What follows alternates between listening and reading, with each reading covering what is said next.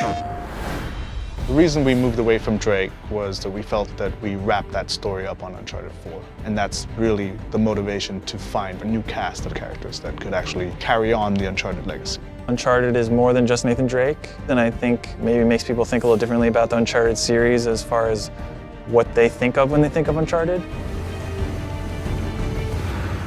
We started trying to keep it short. We started trying to keep it contained. But like all Naughty Dog games, you know, it's story-driven and we need the time to tell the story accurately. We needed to go into the past, dig a little deeper than, you know, the surface, and it just blew up. We started expanding to get character arcs developed, and before we knew it, it's full game. We're treating it as seriously as an Uncharted game.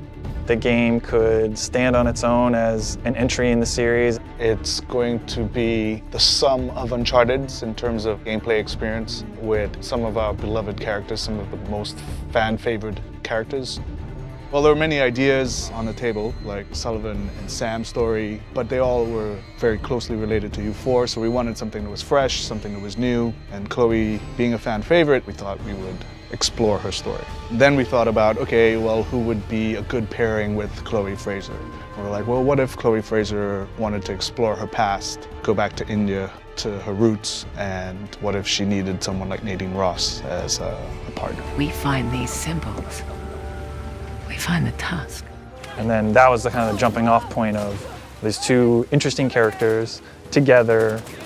We can put them wherever we want. We know that there's going to be fun stuff happening, and Chloe is more improvisational.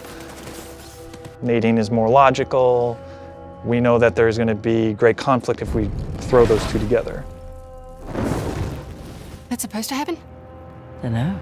Chloe Fraser has interest in the Tusk of Ganesh, which is a treasure that's in India that is kind of close to her. Her father was an archaeologist. He had tried tracking down this tusk before in the past. So for Chloe, there's a personal attachment to the tusk. For Nadine Ross, she is on the verge of bankruptcy. She's lost Shoreline, and she desperately wants to regain control. That's where the characters start. Because of Nadine's military background, particularly with our villain, Sav, Chloe's brought her in to kind of help her out. He's just another warmonger with no war to fight. No, you don't know him like I do. He changes location and routines by the hour. We'd be foolish to take unnecessary risks. Let's get one thing straight. This is my gig. You want your share?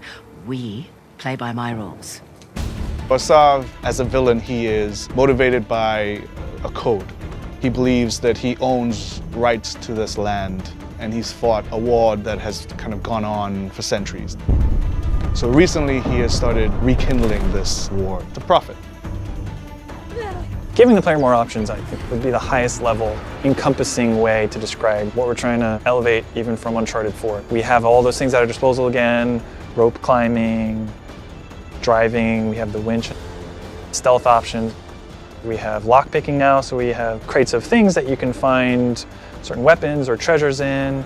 We just present you with a lot of stuff that the player can then decide what to do, and then of course having an allied character with you during all of those things and making sure that they can react and be as lifelike as possible as a human would. We're taking advantage of the buddy system by integrating more of the narrative. For example, if our characters in the story aren't communicating well, or they're upset, or they're aggravated, it will reflect in the gameplay. So if I've just come out of a heated argument with Nadine Ross, in the gameplay you will feel that tension, you will feel that aggravation.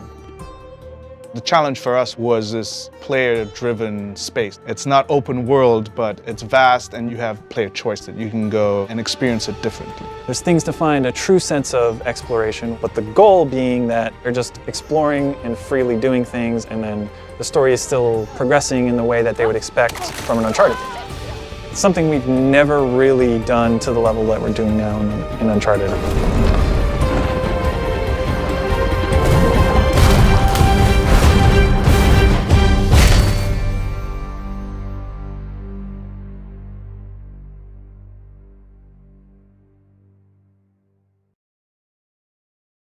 PlayStation